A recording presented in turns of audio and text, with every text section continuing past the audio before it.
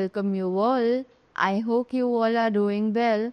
So let's begin with chapter number 9 of English, and the name of the chapter is Dolly's New Hair. Dolly's mom wants Dolly to have a new haircut, but Dolly is reluctant for it.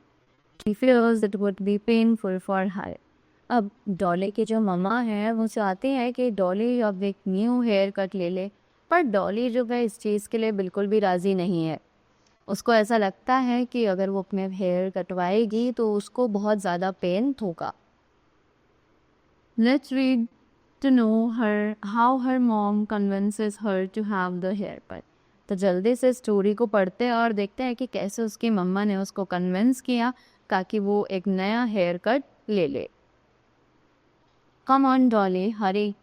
Hurry up, get ready as we have to go to the beauty parlor now, says Dolly's mom. अब डॉली की जो मम्मा है वो कहते हैं कि come on Dolly, जल्दी से तैयार हो जाओ और हमको पार्लर जाना है ताकि हम तुम्हें एक नया हेयर कट दिला सके। Mom, please don't take me for the haircut. I didn't want it. It will hurt me. I won't go, says Dolly, being apprehensive about visiting the beauty parlor. अब डॉली जो है वो ये देखकर बहुत ज़्यादा दुखी हो जाती है और बोलती है कि मम्मा मुझे पार्लर नहीं जाना है और मुझे कोई भी हेयर कट नहीं लेना है क्योंकि वो मुझे बहुत ज़्यादा पेन करेगा। तो और वो बहुत ज़्यादा एप्रीहेंसिव यानी कि बहुत ज़्यादा डर जाती है पार्लर जाने के नाम पे। Mother stoops over and says, "No, Dolly, look at yourself in the mirror. You look so nasty and your hair looks so shabby." तो अब वो अपने उसकी जो मम्मा है वो बोलती है कि नहीं नहीं, ऐसा बिल्कुल नहीं है डॉली, तुम्हें मेरे साथ चलना पड़ेगा पार्लर में ताकि तुम एक हेयर कट ले सको और अपने आप को शीशे में देखो तुम कितनी ज़्यादा नेस्टी मीन्स अनप्लीजेंट, कितनी ज़्यादा गंदी लग रही हो और तुम्हारे जो बाल हैं वो बहुत ही ज़्यादा बुरे दिखाई दे रहे हैं। A haircut will make you look smart and your teacher and friends would also like it, I promise.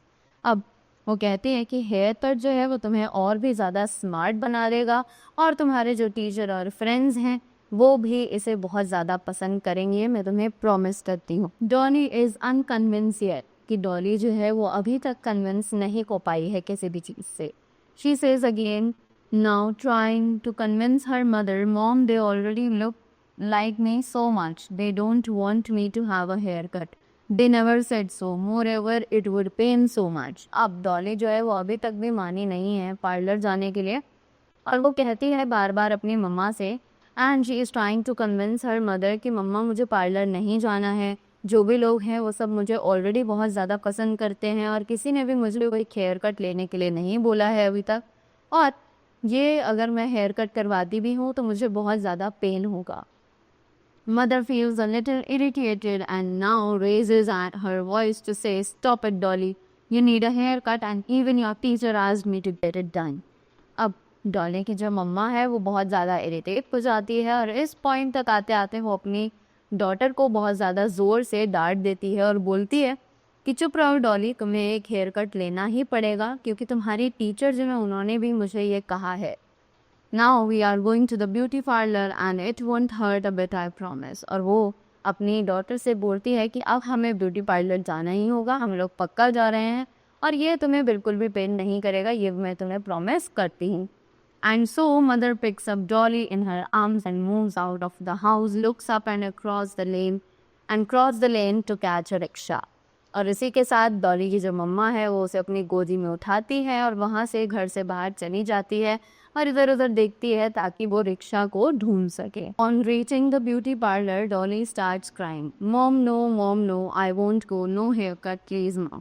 अब इसी के साथ डॉली जो है वो और ज़्यादा डर जाती है, वो रोना शुरू कर देती है और अपनी मम्मा को चीख चिल्लाने लगती है कि नहीं मम्मा प्लीज़, मुझे हेयर कट नहीं लेना, मुझे ब्यूटी पार्लर नहीं जाना। No it won't hurt child, come sit here. The beautician picks up the sobbing Dolly and makes her seated on the chair. अब इसी के साथ जैसे ही वो पार्लर पहुंचते हैं तो वहाँ पे जो ब्यूटिशियन है ब्यूटी पार्लर में, वो कहती है कि नहीं डॉली, तुम्हें बिल्कुल भी ज़्यादा दर्द नहीं होगा और मेरे पास आओ, और ये बात बोलकर वो उसे उठाकर अपनी सीट पर बैठा देती है। She close her eyes and keep crying, कि अब डॉली जो है वो अपनी आइज़ बंद कर लेती है और लगातार रोती रहती है। The beautician starts her job. We are done, says beautician after a short while. और beautician जो है उसे रोता हुआ छोड़कर अपना काम शुरू कर देती है और इसी के साथ थोड़ी देर बाद beautician बोलती है कि यार हमारा काम हो चुका है. Dolly opens her eyes to see the magic. She was surprised as the haircut didn't hurt her any bit and she looked prettier now. Dolly जो है थोड़ी देर बाद वो अपनी आईज खोलती है मैजिक देखने के लिए और वो बहुत ज़्यादा सरप्राइज हो जाती है अपना हेयर कट देखकर क्योंकि उसे बिल्कुल भी ज़रा सा भी दर्द नहीं हुआ और वो पहले से भी ज़्यादा खूबसूरत अब लगने लगी थी.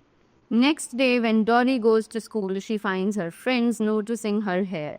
जब नेक्स्ट डे डॉली अपने स्कूल जाती है तो वहाँ पर वो देखती है उसके फ्रेंड्स जो है उसके नए हेयर कट को नोटिस कर रहे हैं. फ्यू टीचर्स इवन कॉम्प्लीमेंट हर कि कुछ टीचर्स ने भी उसे कॉम्प्लीमेंट दिया कि वो बहुत ज़्यादा सुंदर लग रही है.